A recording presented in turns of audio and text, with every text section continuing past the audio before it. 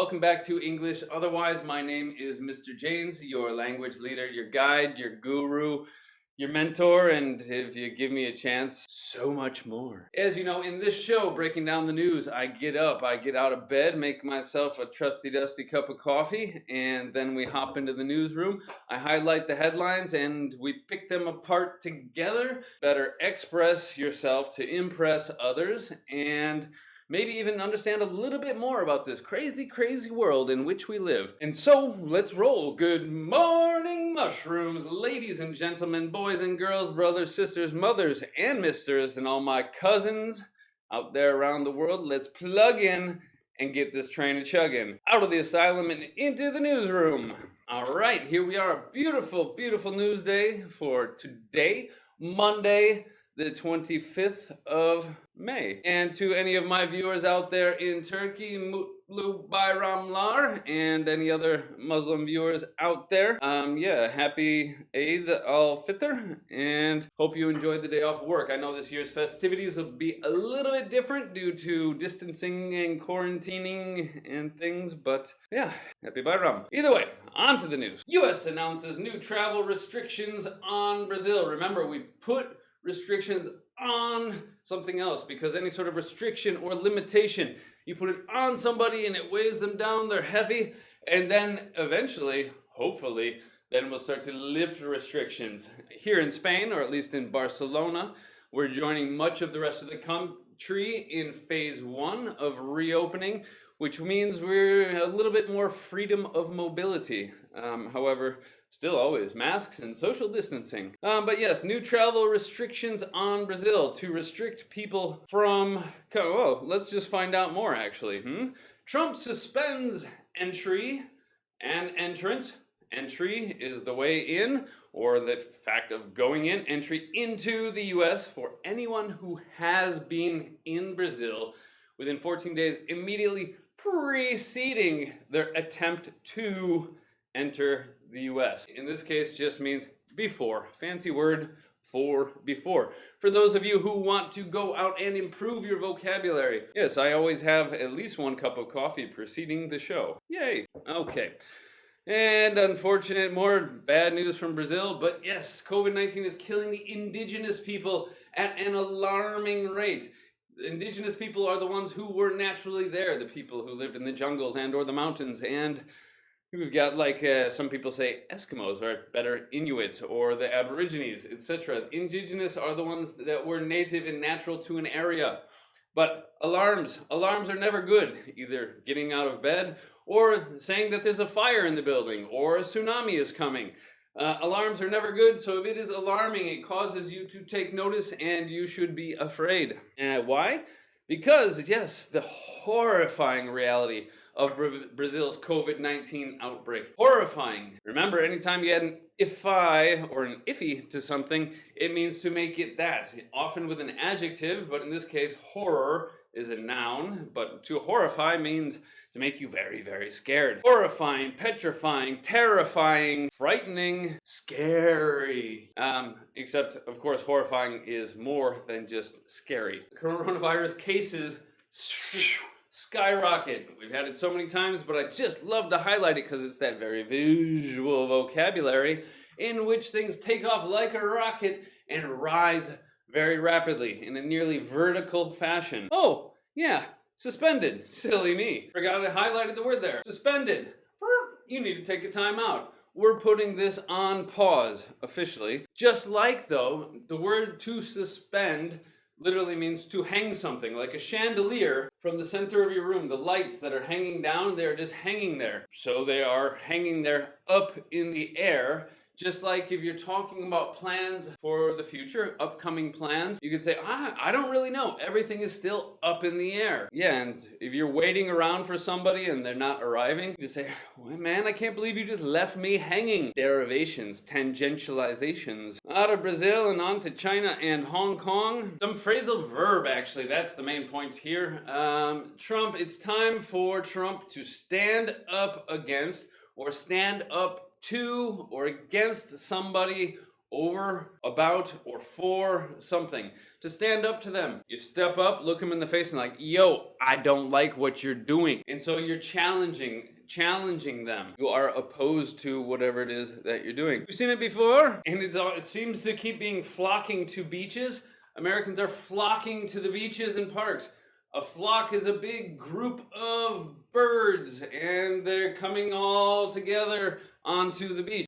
So they're flocking to the beaches. People are coming in large groups, much like the birds all come down together. They're flocking to the beaches, and so less social distancing, etc. And as a result, some states are seeing surges in new cases. A surge, a big, massive increase or movement forward and upward. It just keeps turning up here. Surges, surges, surges. And here, the Democrats see Elizabeth Warren as a rising vice presidential contender. A contender is just somebody who is competing to win something, and she's looking to win the nomination for vice presidential candidate to join Joe Biden against Trump in the upcoming election. A contender for a prize, an award, a position other than the virus, but still nonetheless, as always, sad. It is the news. But he spent 20 years in prison for murder. He was arrested, he was convicted, he was sentenced, and then he spent 20 years incarcerated, in prison, behind bars. Yeah, for murder. But then somebody else confessed to having done the crime, to having killed that person. And so I don't know if that person who then confessed 20 years later was suddenly feeling guilty. And so it's kind of sad news because an innocent man spent 20 years behind bars. However, now he'll probably be getting out and into Corona land.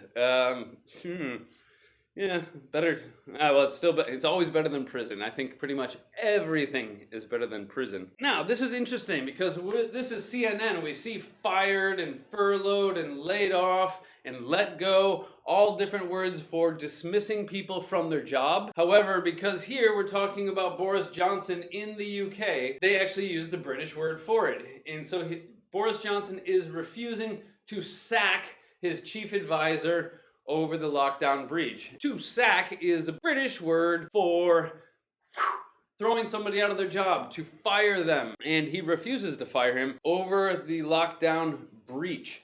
And a breach is non-compliance with an officially needed behavior. Coming in like military terms, somebody has breached the perimeter. There's a fence, and there's a hole in it, and the enemy gets through the hole, and he's inside the safe zone. And so then they need to go get them. And so it's to get through a wall, through a barrier. And in this case, it's used more figuratively. Lockdown was like that fence, keeping everyone in, keeping everyone, well, not in the public, breached that and went out of lockdown into public. And he broke the rules whilst our politicians and other officials should be leading by example, functioning as role models. Be somebody that you can look up to and admire. Often they think that they are above the law and therefore don't have to comply with it and can do whatever they want. Yeah, no matter where you turn, it seems our leaders are failing us. Blast something.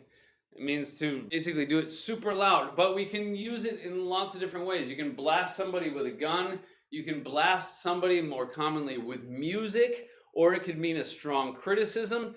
In this case, it probably implies very loud volume and also criticism. It's over a scandal, and so they're blasting him. They're criticizing very, very strongly. And blast usually used in terms of volume, not necessarily video screen.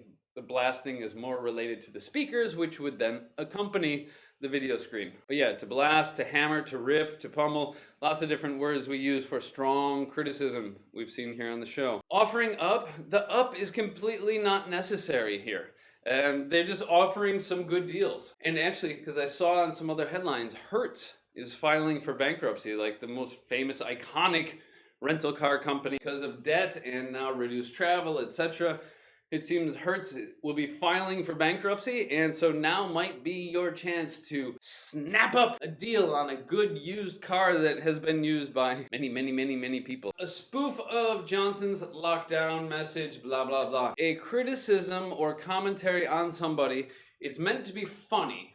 It's meant to make fun of them, and it usually involves some exaggerated message. Maybe you go to the park and there's the guy that draws a picture of you with a really big head, and if you have a slightly large nose, he'll make your nose look really big or your cheeks really big. It's a comedic criticism, usually using exaggerated features. Yeah, a spoof. Simple one here. Disaster as an adjective, disastrous. Yeah? And a disaster is something horrible that happens. Often it's a natural disaster like a hurricane or a tornado or a fire. Something unexpected that causes huge damage. Netanyahu is defiant as he arrives for his trial. He's going to court. He's going to be on trial for something. People have accused him. He has allegedly committed some crimes, and so he's going to court. And he is defiant. We've had the verb to defy many times on the channel here. Death defying, defying lockdown orders, defying other restrictions, regulations. To defy means to oppose, to challenge, and to go against something, often as a form of protest. And so he is like, yeah, whatever, no big deal, I didn't do anything. I'm innocent, punk. Just saying mean things to each other, but in a playful way. You can make fun of each other or tease each other. That implies in a playful way, or you can do it in the nasty, like sort of bully sort of way that hurts people's feelings. If you're going to make fun of somebody, make sure they know that you're doing it in a way that's meant to be playful because you don't want to hurt their feelings. The future is now. That's kind of scary. Beach chaos. Now, I think that might be slightly over-exaggerated, but threatens safety and so on as the lockdown begins to fray. Ooh, nice visual verb. Here I've got my dog's leash. I don't know if the camera will focus in here, but he's been chewing on it. And you can see that it's starting to get a bit frayed here. This is usually used, the idea with a rope. It's supposed to be a rope like this, and they're starting to stick out and fall apart. It's starting to come apart, and if it's coming apart, then it's not working the way it should be. And so the lockdown, figuratively, is like that rope that's starting to fall apart, and it's not going to then work. Because, well, with open beaches, everybody goes, and this whole lockdown thing isn't gonna work because we need everybody to comply with the regulations. Did you hear the joke? A piece of rope walks into the bar and he's like, hey, yeah, I'll get a beer. And the bartender says, sorry, we don't serve rope in this bar. He goes back outside and he kind of twists himself up like that and messes up his hair. And he walks back in and he's like, hey, bartender, I'll get a beer. And he said, I told you, we don't serve rope in here. He goes, I'm not rope. And he says, yes, you are. And he goes, no, I'm afraid not. Boom! Homophone jokes. I'm afraid not, or afraid. All right, never mind. Moving on. All right, then you get it. Thanks, buddy. Leipzig hammers Mainz. Blah, blah, blah, blah, blah. To hammer somebody. I can't find the normal one, but we got this one right here. That's a hammer. To hammer somebody, you're beating them pretty bad. You're gonna do some damage. There probably will be blood. There will be blood. So if you hammer somebody, it means that you beat them pretty bad. I don't know what the score here was. Let's say 10-0. Who knows?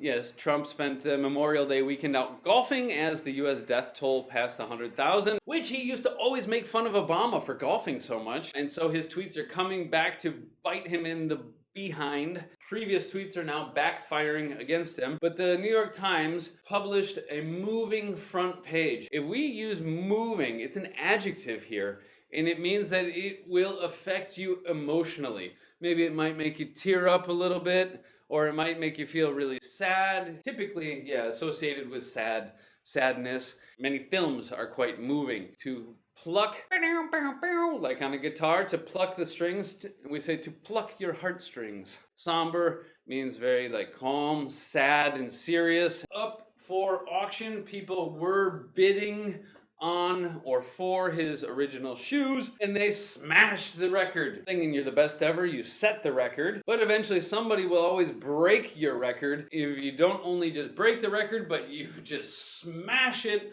it means you beat it in a big way. A lot of money for a pair of stinky shoes. Not my thing. That was the news for today. We'll jump back into the White Room. Thank you for tuning into Breaking Down the News. You'll see me every day, 8 a.m. here live on Twitch as usual. Thanks for all the likes, subscribes, and follows. And do a brother a favor, pass us along to a friend. Much love, have a beautiful day. See you. Bye-bye.